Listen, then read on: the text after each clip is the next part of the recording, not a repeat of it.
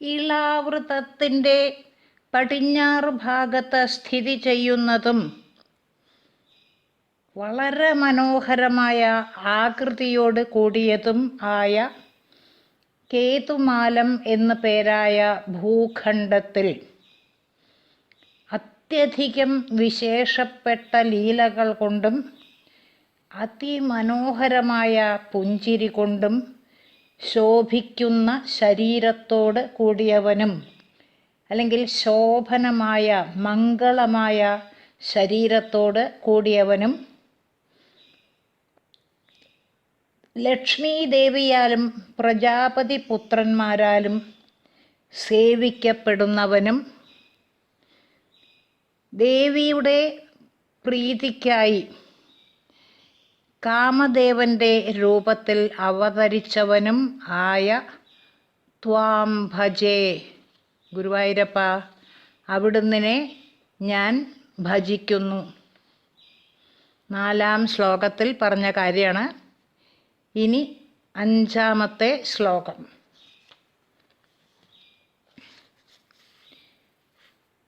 രമ്യേ ഹ്യുദീചി ഖലു രമ്യകനാംനി വർഷേ തദ്വർഷനാഥമനുവർയ സപര്യമാണം ഭക്തൈകവത്സലമമത്സരഹൃത്സുഭാന്തം മത്സ്യാകൃതിം ഭുവനനാഥ ഭജേ ഭവന്തം. രമ്യേ ഹ്യുദീചി ഖലു രമ്യകനാംനി വർഷേ തദ്വർഷനാഥമനുവർയ സപര്യമാണം ഭക്തൈകവത്സലമമത്സരഹൃത്സുഭാന്തം മത്സ്യാകൃതിം ഭുവനനാഥ ഭജേ ഭവന്തം. ഹേ ഭുവനനാഥ, സംബോധന. അല്ലയോ സർവലോകനാഥനായ ഗുരുവായൂരപ്പ. ഹേ ഭുവനനാഥ, അല്ലയോ സർവലോകനാഥനായ ഗുരുവായൂരപ്പ. ഉദീച്ചി എന്ന് പറയണു ശ്ലോകത്തിൽ. അതായത് ഇളാവൃതത്തിൻ്റെ വടക്ക് ഭാഗത്ത് സ്ഥിതി ചെയ്യുന്നതും ആണ്. ഉദീച്ചി എന്ന് പറയുമ്പോൾ ഇളാവൃതത്തിൻ്റെ വടക്ക് ഭാഗത്ത് സ്ഥിതി ചെയ്യുന്നതും. ഉദീച്ചി വടക്ക് ഭാഗത്ത് സ്ഥിതി ചെയ്യുന്നതും. പ്രതീചി എന്ന് ഇതിൻ്റെ മുമ്പത്തെ ശ്ലോകത്തിൽ പറഞ്ഞു. പ്രതീചി എന്ന് ഇതിന് മുമ്പത്തെ ശ്ലോകത്തിൽ പറഞ്ഞു. അതായത് പടിഞ്ഞാറ് ഭാഗത്ത് സ്ഥിതി ചെയ്യുന്നത്. ഇവിടെ പറയുന്നു ഉദീചി വടക്ക് ഭാഗത്ത് സ്ഥിതി ചെയ്യുന്നത്. അപ്പോൾ ഹേ ഭുവനനാഥ ഉദീചി ഇളാവൃതത്തിൻ്റെ വടക്ക് ഭാഗത്ത് സ്ഥിതി ചെയ്യുന്നതും. രമ്യേ എന്ന് പറയുമ്പോൾ വളരെയധികം മനോഹരമായതും. അപ്പോൾ ഇളാവൃതത്തിൻ്റെ വടക്ക് ഭാഗത്ത് സ്ഥിതി ചെയ്യുന്നതും രമ്യേ വളരെ മനോഹരമായതും ആയ രമ്യകനാംനി വർഷേ, രമ്യകം എന്നു പേരായ ഭൂഖണ്ഡത്തിൽ ആണ്. രമ്യകനാംനി വർഷേ, രമ്യകം എന്നു പേരായ ഭൂഖണ്ഡത്തിൽ തദ്വർഷനാഥമനുവർയ സപര്യമാണം എന്ന് പറയുന്നു ശ്ലോകത്തിൽ. തദ്വർഷനാഥമനുവർയ സപര്യമാണം. തദ്വർഷം എന്ന് പറയുമ്പോൾ ആ വർഷത്തിൻ്റെ, അതായത് രമ്യകം എന്നു പേരായ ഭൂഖണ്ഡത്തിൻ്റെ എന്നാണ്. തദ്വർഷം എന്ന് പറയുമ്പോൾ ആ വർഷത്തിൻ്റെ, അതായത് രമ്യകം എന്നു പേരായ ഭൂഖണ്ഡത്തിൻ്റെ നാഥനായ തദ്വർഷനാഥ മനുവര്യൻ എന്ന് പറയുമ്പോൾ വൈവസ്വത മനുവിനാൽ സപര്യമാണം എന്നൊക്കെ പറയുമ്പോൾ പൂജിക്കപ്പെടുന്നവനും ആണ്. അപ്പോൾ തദ്വർഷനാഥ മനുവര്യ സപര്യമാണം, ആ വർഷത്തിൻ്റെ, അതായത് രമ്യകം എന്നു പേരായ ഭൂഖണ്ഡത്തിൻ്റെ നാഥനായ വൈവസ്വത മനുവിനാൽ പൂജിക്കപ്പെടുന്നവനും. അപ്പോൾ ഹേ ഭുവനനാഥ, അല്ലയോ സർവലോകനാഥനായ ഗുരുവായൂരപ്പ, ഉദീചി ഇളാവൃതത്തിൻ്റെ വടക്ക് ഭാഗത്ത് സ്ഥിതി ചെയ്യുന്നതും രമ്യേ വളരെ മനോഹരമായതും അതിമനോഹരമായതും ആയ രമ്യകനാംനി വർഷേ, രമ്യകം എന്നു പേരായ ഭൂഖണ്ഡത്തിൽ തദ്വർഷനാഥ മനുവര്യ സപര്യമാണം, ആ ഭൂഖണ്ഡത്തിൻ്റെ അല്ലെങ്കിൽ ആ വർഷത്തിൻ്റെ, അതായത് രമ്യകം എന്നു പേരായ ഭൂഖണ്ഡത്തിൻ്റെ നാഥനായ വൈവസ്വത മനുവിനാൽ പൂജിക്കപ്പെടുന്നവനും.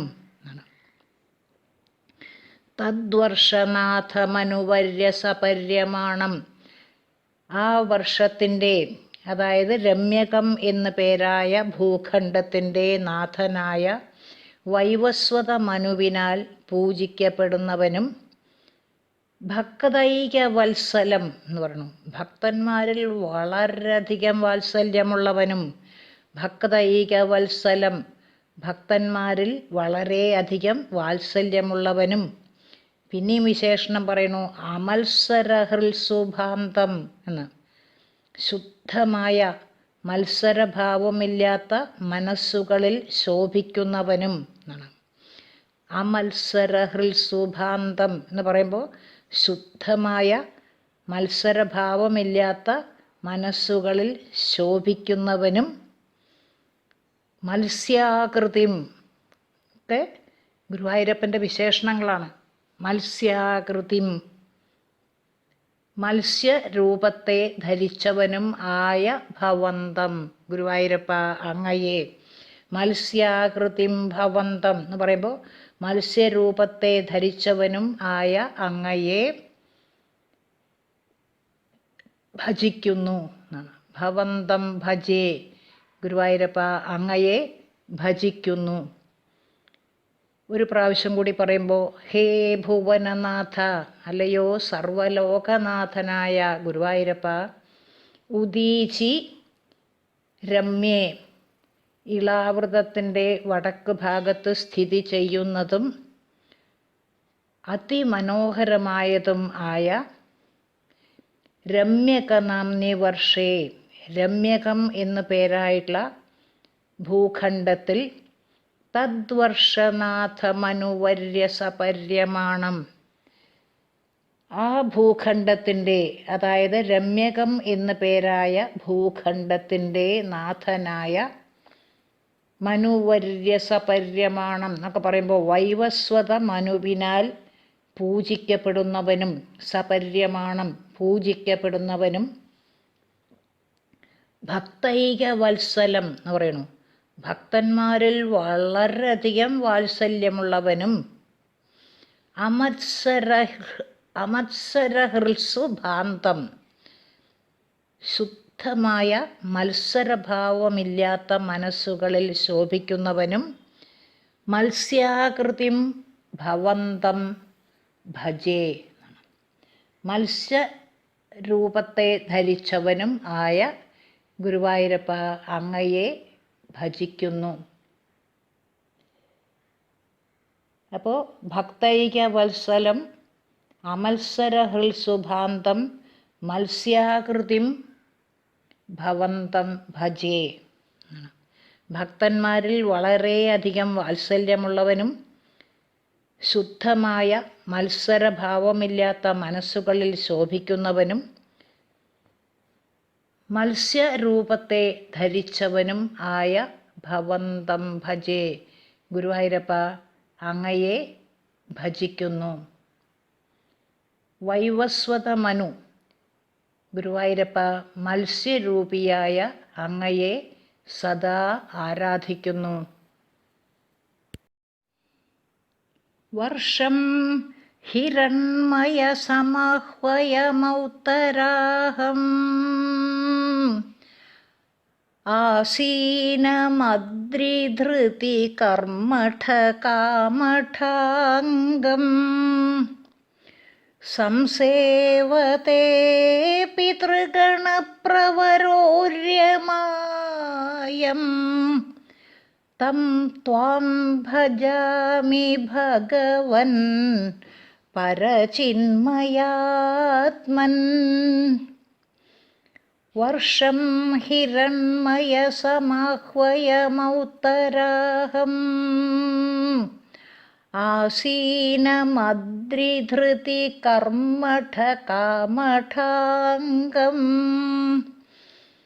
സംസേവതേ പിതൃഗണപ്രവരോര്യമായം തം ത്വാം ഭജാമി ഭഗവൻ പരചിന്മയാത്മൻ.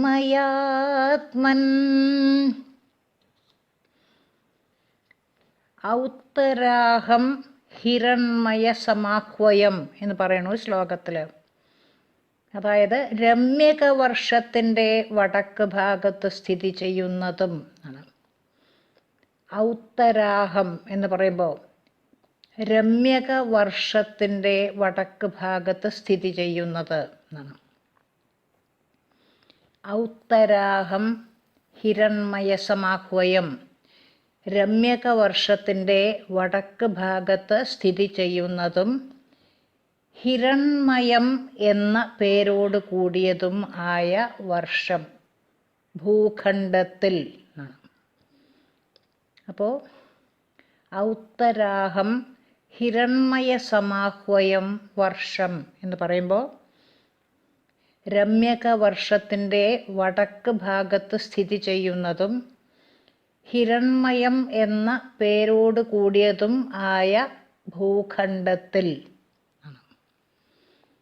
ഔത്തരാഹം ഹിരണ്മയസമാഹ്വയം വർഷം രമ്യകവർഷത്തിൻ്റെ വടക്ക് ഭാഗത്ത് സ്ഥിതി ചെയ്യുന്നതും ഹിരണ്മയസമാഹ്വയം എന്ന് പറയുമ്പോൾ ഹിരണ്മയം എന്ന പേരോട് കൂടിയതും ആയ വർഷം ഭൂഖണ്ഡത്തിൽ. ആസീനം എന്ന് പറയണു. ഈ ഭൂഖണ്ഡത്തിൽ സ്ഥിതി ചെയ്യുന്നവനും ആണ്. അപ്പോൾ ഔത്തരാഹം ഹിരണ്മയസമാഹ്വയം വർഷം ആസീനം എന്ന് പറയുമ്പോൾ രമ്യക വർഷത്തിൻ്റെ വടക്ക് ഭാഗത്ത് സ്ഥിതി ചെയ്യുന്നതും ഹിരണ്മയം എന്ന പേരോട് കൂടിയതുമായ വർഷം എന്ന് പറയുമ്പോൾ ഭൂഖണ്ഡത്തിൽ ആസീനം എന്ന് പറയുമ്പോൾ സ്ഥിതി ചെയ്യുന്നവനും ആണ്. ആസീനം സ്ഥിതി ചെയ്യുന്നവനും. അതായത് ഹിരണ്മയം എന്ന പേരായ വർഷത്തിൽ ആസീനം സ്ഥിതി ചെയ്യുന്നവനും അദ്രിധൃതി കർമ്മഠ കാമഠാംഗം എന്നൊക്കെ പറയണു. അദ്രിധൃതി എന്ന് പറയുമ്പോൾ അദ്രി എന്ന് പറയുമ്പോൾ മന്ദര പർവ്വതമാണ് ഇവിടെ പറയണത്. അദ്രിധൃതി എന്ന് പറയുമ്പോൾ മന്ദര പർവ്വതത്തെ, കർമ്മഠ കാമഠാംഗം എന്ന് പറയണു. മന്ദര പർവ്വതത്തെ വഹിക്കുന്നതിൽ സാമർഥ്യമുള്ള കൂർമ്മത്തിൻ്റെ ശരീരം ധരിച്ചവനുമായ എന്നാണ്. അദ്രിധൃതി കർമ്മഠ കാമഠാംഗം എന്ന് പറയുമ്പോൾ മന്ദര പർവ്വതത്തെ വഹിക്കുന്നതിൽ സാമർഥ്യമുള്ള കൂർമ്മത്തിൻ്റെ ശരീരം ധരിച്ചവനും ആയ. അദ്രി അദ്രി എന്ന് പറഞ്ഞാൽ സ്വതേ പർവ്വതം. ഇവിടെ മന്ദര പർവ്വതമാണ് ഉദ്ദേശിക്കുന്നത്. അതാണ് അദ്രിധൃതി കർമ്മഠ കാമഠാംഗം. മന്ദര പർവ്വതത്തെ വഹിക്കുന്നതിൽ സാമർഥ്യമുള്ള കൂർമ്മത്തിൻ്റെ ശരീരം ധരിച്ചവനും ആയ യം എന്ന് പറയുമ്പോൾ യാതൊരു ഭഗവാനെയും യം യാതൊരു ഭഗവാനെ പിതൃഗണപ്രവര അര്യമാ. പിതൃഗണപ്രവര, പിതൃക്കളുടെ കൂട്ടത്തിൽ പ്രധാനിയായ. പിതൃഗണപ്രവര, പിതൃക്കളുടെ കൂട്ടത്തിൽ പ്രധാനിയായ അര്യമ എന്ന് പറയുമ്പോൾ അര്യമാവ്. അപ്പോൾ പിതൃഗണപ്രവര അര്യമ ആണ്. പിതൃക്കളുടെ കൂട്ടത്തിൽ പ്രധാനിയായ അര്യമാവ്. പിതൃഗണപ്രവര അര്യമ, പിതൃക്കളുടെ കൂട്ടത്തിൽ പ്രധാനിയായ അര്യമാവ്. സംസേവത്തെ, നന്നായി സേവിക്കുന്നുവോ. അപ്പോൾ യം പിതൃഗണപ്രവര അര്യമ സംസേവത്തെ എന്നാണ്. യാതൊരു ഭഗവാനെ പിതൃക്കളുടെ കൂട്ടത്തിൽ പ്രധാനിയായ അര്യമാവ് സംസേവത്തെ നന്നായി സേവിക്കുന്നുവോ. തം ത്വാം എന്നാണ്. ഗുരുവായൂരപ്പ ആ അങ്ങയെ എന്നാണ്. അതായത് ഈ അര്യമാവ് സേവിക്കുന്ന അങ്ങയെ എന്നാണ്. തം ത്വാം, ഗുരുവായൂരപ്പ ആ അങ്ങയെ പരചിന്മയാത്മൻ ഭഗവൻ എന്ന് പറയുന്നു. അല്ലയോ പരബ്രഹ്മസ്വരൂപിയായ ഭഗവൻ, പരചിന്മയാത്മൻ ഭഗവൻ, അല്ലയോ പരബ്രഹ്മസ്വരൂപിയായ ഭഗവൻ ഗുരുവായൂരപ്പ, ഭജാമി, ഭജിക്കുന്നു. ഭജാമി എന്ന് പറയുമ്പോൾ ഞാൻ ഭജിക്കുന്നു എന്നാണ്. ഇതിന് മുമ്പ് പറഞ്ഞു ധ്യായാമി, അവിടെ ഞാൻ ധ്യാനിക്കുന്നു എന്ന് വരും. ഭജാമി എന്ന് പറയുമ്പോൾ ഞാൻ ഭജിക്കുന്നു. അപ്പോൾ യം പിതൃഗണപ്രവര അര്യമ സംസേവത്തെ, യാതൊരു ഭഗവാനെ പിതൃക്കളുടെ കൂട്ടത്തിൽ പ്രധാനിയായ അര്യമാവ് നന്നായി സേവിക്കുന്നുവോ. തം ത്വാം, ഗുരുവായൂരപ്പ ആ അങ്ങയെ, തം ത്വാം എന്ന് പറയുമ്പോൾ ആ അങ്ങയെ, ഈ അര്യമാവ് സേവിക്കുന്ന അങ്ങയെ. പരചിന്മയാത്മൻ ഭഗവൻ ഒക്കെ സംബോധനയാണ്. അല്ലയോ പരബ്രഹ്മസ്വരൂപിയായ ഭഗവൻ ഗുരുവായൂരപ്പ, ഭജാമി ഞാൻ ഭജിക്കുന്നു.